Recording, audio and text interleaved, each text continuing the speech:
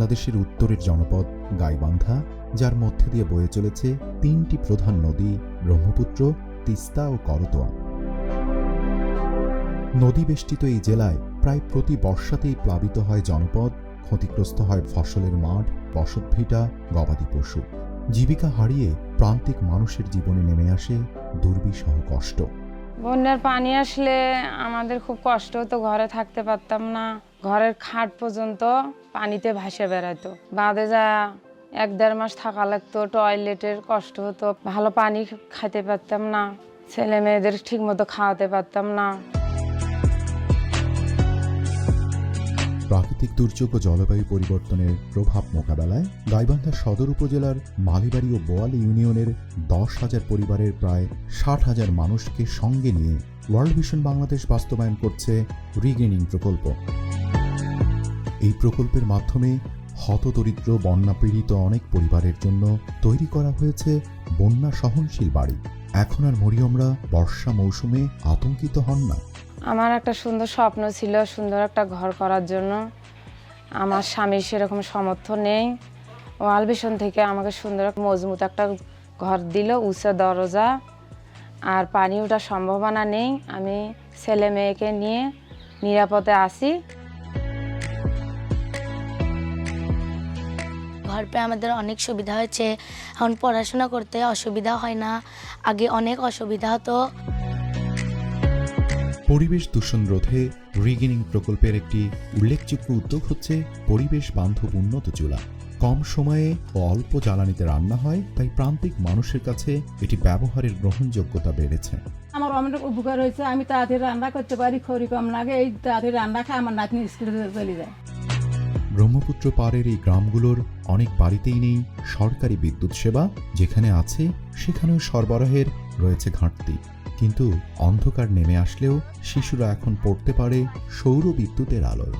আমি এখন ভালোভাবে পড়তে পারি, স্কুলেও ভালোভাবে পড়া তৈরি করতে পারি। কেরোসিন তেল কিনতে টাকা লাগতো, সেই টাকা দিয়ে মেয়েকে খাতা কলম কিনে দেই। কাঙ্ক্ষিত মাত্রা 25% হলেও গাইবান্ধা জেলায় মাত্র 14% ভূমি সবুজে আবৃত। জেলায় সবুজায়নের আওতা বাড়াতে রিগ্রেনিং প্রকল্প সামাজিক বনায়নের কর্মসূচি নিয়েছে। গত 2 বছরে মালিবাড়ি এবং বোয়ালি ইউনিয়নের 110 হেক্টর পতিত জমিতে মেহগনি বৃক্ষরোপণ করা হয়েছে।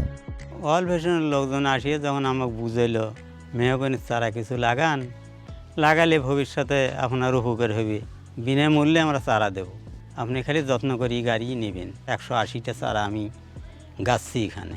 আমার এই বাগান দেখিয়ে প্রতি জমিগুলোর মধ্যে সবাই বাগান করছে। গ্রামবাসী বুঝতে পেরে তারা কিন্তু এই গাছ লাগানোর উদ্যোগ নেয়। গাছগুলো আস্তে আস্তে বড় যেমন হচ্ছে, ভবিষ্যতে গাছ সবুজে ভরে যাবে। পরিবারে পুষ্টি চাহিদা মেটাতে পারিবারিক পুষ্টি বাগানের উপর প্রশিক্ষণ ও উপকরণ প্রদানের মাধ্যমে অনেককেই বাড়ির পাশে পতিত জায়গায় সবজি চাষ করতে উদ্বুদ্ধ করা হয়। পারিবারিক পুষ্টি চাহিদা মিটিয়ে সেই সবজি বাজারেও বিক্রি করছেন তারা। গাছে কি দেওয়া লাগবে, তারপরে গাছে কি লাগালে গাছ ফলন্ত হবে, এগুলো আমাকে উনি বলে দিচ্ছে। ওখানে ট্রেনিংয়ে যায়, ওগুলো আমি করছি। এই সবজি আমি বিক্রি করি, আবার বাচ্চাদেরকে খাওয়াই, তারপর ওখান থেকে কিছু টাকা আসে, তাকে দিয়ে বাচ্চাদের পড়াশোনার কিছু লাগাই। রাসায়নিক সারের পরিবর্তে জৈব সার ভার্মি কম্পোস্ট তৈরি ও তা প্রয়োগ শেখানো হয়েছে মানুষকে। ভার্মি কম্পোস্ট অনেকেরই বিকল্প আয়ের পথও খুলে দিয়েছে। 5 কেজি হলো টাকাটা দেন। ওয়ার্ল্ড ভিশন থেকে ইউনিয়ন পরিষদে ট্রেনিং হয়েছি, ওখানে আমরা কেঁচো সার বানানি শিখছি। কেঁচো সার বিক্রি করা টাকা দিয়ে আমার সংসারের কাজে লাগাই, ছেলে মেয়ের পড়া খরচের কাজে লাগাই, অসুখ বিসুখ ভালো মন্দ কাজে লাগাই, কাপড় চোপড় কিনি। এই সারটা আমি সব ধরনের জমিতে ব্যবহার করি। আশেপাশের লোকজনের যখন দরকার হয় ওরা আমার কাছ থেকে আসে কিনে নিয়ে যায়। স্থানীয় ইউনিয়ন পরিষদের কার্যালয়ে প্রতি মাসেই রিগ্রেনিং কমিটির সভা অনুষ্ঠিত হয়। এখানে পর্যবেক্ষণ, মূল্যায়ন ও কর্মপরিকল্পনা করা হয়। রিগ্রেনিং কার্যক্রমের পরিচালনার জন্য আমাদের রিগ্রেনিং কমিটি, আমরা দলীয় আলোচনা করে নারী পুরুষ সকলকে আমরা উৎসাহিত করবার চেষ্টা করেছি। উৎসাহিত করার মধ্য দিয়ে আমাদের এই ওয়ার্ল্ড ভিশনের কার্যক্রমটাকে আমরা সুন্দর গতিশীল করব, এই প্রত্যাশা আমি আশা করছি। পরিবেশ পুনরুদ্ধার এবং সুরক্ষা নিশ্চিত করার লক্ষ্যে 2টি কর্ম এলাকায় রিগ্রিনিং প্রজেক্ট বাস্তবায়িত হয়েছে। এই প্রজেক্টের আওতায় 110 হেক্টর জমিতে সেটি ব্যক্তিগত এবং বিভিন্ন প্রাতিষ্ঠানিক পর্যায়ে 2,80,000 চারা রোপণ করা হয়েছে। আমি ধন্যবাদ জানাতে চাই এই প্রজেক্টের সাথে সম্পৃক্ত সকল ডোনারকে।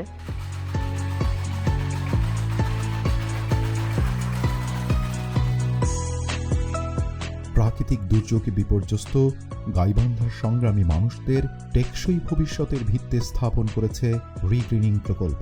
জলবায়ু পরিবর্তনের প্রভাব মোকাবেলা করতে শিখেছে তারা, মনোযোগী হয়েছে আগামী প্রজন্মের জন্য সুরক্ষিত পরিবেশ বিনির্মাণে।